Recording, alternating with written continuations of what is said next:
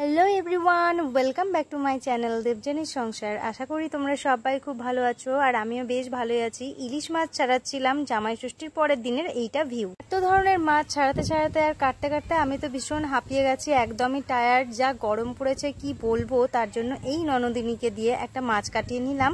তারপরে বললাম এবার তোমরাই যেন মাছ এনেছো যেমন তেমন তোমরাই মাছগুলো ধুয়ে নিয়ে এসো। তো প্রচণ্ড রোদ্দুর পড়ে গেছে কলতলায়, যার জন্য ছাতা আর গামছা মাথায় দিয়ে এই যে দেখো ইলিশ মাছ, আলু বেগুন সব কাটা ধোয়া ফ্রেশ পরিষ্কার একদম জামাইরা বাজার করেছে। আর আজকে আমি রান্না করব ইলিশ মাছের আলু বেগুন দিয়ে পাতলা ঝোল। এত গরমে এই পাতলা ঝোলটাই কিন্তু স্বাস্থ্যের পক্ষে বেশ উপকার। তো চলো দেখতে থাকো আজকে কিভাবে রান্না করি। তেল গরম হয়ে গেছে। মাছ প্রিয় মানুষ আমরা, যে কোনো একটা মাছ হলেই হলো, ব্যাস গন্ধে গন্ধে ভাতটা অনেকটাই খেয়ে ফেলি। ইলিশ মাছটা কিন্তু হালকা করে এপিট ওপিট ভেজে নেব। আর ইলিশ মাছের ঝোলের জন্য যে মশলাটা, জিরে পেস্ট মশলা, তো আমার এটাই মনে হয়। জিরেটাকে বেটে নিচ্ছি শিলে বাটা মশলার টেস্টই অন্যরকম হয়। গরমে একদম ঘাম ঝরে যাচ্ছে, এখনও তো সারাটা দিন পড়ে আছে, জানি না সকাল সকাল এত ঘাম ঝরছে। এই হাঁড়িতে মনে হচ্ছে চালটা বেশি নিয়েছি, ভাত উপচে পড়ছে, ভুল করে নিয়েছি আজকে চাল বেশি। তো এইবারে মাছ ভাজা হয়ে গেছে, অল্প কয়টা জিরে ফোড়ন দিয়ে নিলাম গরম তেলের মধ্যে। জিরেটা যখন ব্রাউন কালার হয়ে আসবে তখন আমি সব কটা আলু এক এক করে তেলের মধ্যে ছেড়ে দেবো। আজকে কিন্তু আমি আলু সেদ্ধ করে নিইনি, কেন আলুগুলো তো বলছিল চন্দ্রমুখী, যার জন্য এই আলু তো তাড়াতাড়ি নরম হয়ে যায়, সেদ্ধ করার কোনো প্রয়োজনই পড়ে না। যার জন্য আমি হালকা করে নুন দিয়ে সব কটা আলু ভেজে নেবো, ভাজতে ভাজতেই সব নরম হয়ে যাবে। তোমরা জামাই ষষ্ঠীতে কে কী করেছো, কিভাবে কাটিয়েছো, অবশ্যই আমাকে একটুখানি কমেন্ট করে জানালে আমি ভীষণই খুশি হব। আর একটা লাইক দিও যারা ভিডিওটা দেখছো। আমার ভীষণই ইচ্ছে হয় যে যারা ভিডিওটা দেখছে একটুখানি একটা লাইক, জাস্ট তোমাদের বুড়ো আঙুলটা, সুন্দর আঙুলটা দিয়ে একটা লাইক করে দেবে, আমি ভীষণ খুশি হয়ে যাব। তো দেখো আলুগুলো নুন দিয়ে হালকা হালকা করে ভেজে নিচ্ছি, ভাজতে ভাজতেই অনেকটাই নরম হয়ে এসেছে।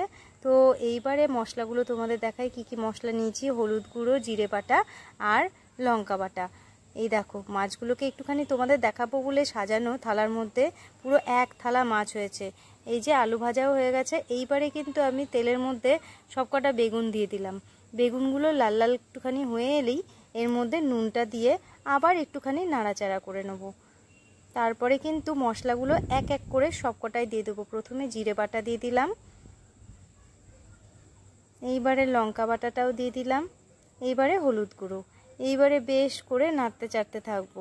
নাড়তে নাড়তে কিন্তু বেগুনগুলো অনেকটাই নরম নরম হয়ে যাবে। এতে কিন্তু বেগুনটা একটা বেশ গলা গলা ভাব হলে এই ঝোলটার টেস্টটা একটু অন্যরকম হবে। ইলিশ মাছের মাথা দিয়ে কিন্তু কচুর শাক খেতে বেশ ভালো লাগে। মাথাগুলো সবকটাই রেখে দিয়েছি, পরের দিন আমি কচুর শাক রান্না করব বলে। এইবারে টমেটো কুচিগুলো দিয়ে দিলাম। এইবারে কিন্তু আর একটুখানি কষা কষা হয়ে এলে, টমেটোগুলো নরম নরম হয়ে গেলেই এর মধ্যে ঢেলে দেওয়ার পালা। জল গরম করে নিয়েছিলাম একটুখানি জল, আস্তে আস্তে করে পুরো জলটাই আমি এই তরকারির মধ্যে ঢেলে দিলাম।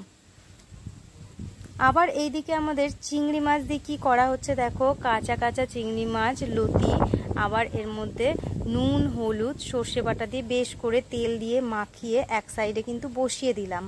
এইবারে ঝোলের মধ্যে সবকটা আলু দিয়ে দিলাম। ঝোল ফুটে উঠলেই এক এক করে তো সব মাছগুলো দেওয়ার পালা। সবকটা মাছ এক এক করে ঝোলের মধ্যে দিয়ে দিলাম। ফুটছে আর একটা সুন্দর সেন্ট আসছে। রান্নার সেন্টটা শুনতে কিন্তু আমার বেশি ভালো লাগে, যার জন্য সব সময় আমি বাড়িতে বকা খাই। আমার বরের কাছে বিশেষ করে একদম গন্ধ শোকা পছন্দই করে না, কিন্তু সেই কাজটা আমি বেশি করে করি। এই যে আমার অবস্থা দেখো, আমার বেশ গরম লাগছিল, কিন্তু কি করব, জামাইরা এনেছে আর ইলিশ মাছ বলে কথা, জামাইদের থেকে বেশি এক্সাইটেড ছিলাম আমি। চ্যানেলে যারা নতুন ভিডিও দেখছো আর তাদেরকে অনেক অনেক ধন্যবাদ জানাই ভিডিওটা দেখার জন্য। আর আজকের ভিডিওটা এইটুকুই, দেখা হচ্ছে নেক্সট ভিডিওতে। টাটা, সবাই খুব ভালো থেকো, সবাইকে খুব ভালো রেখো।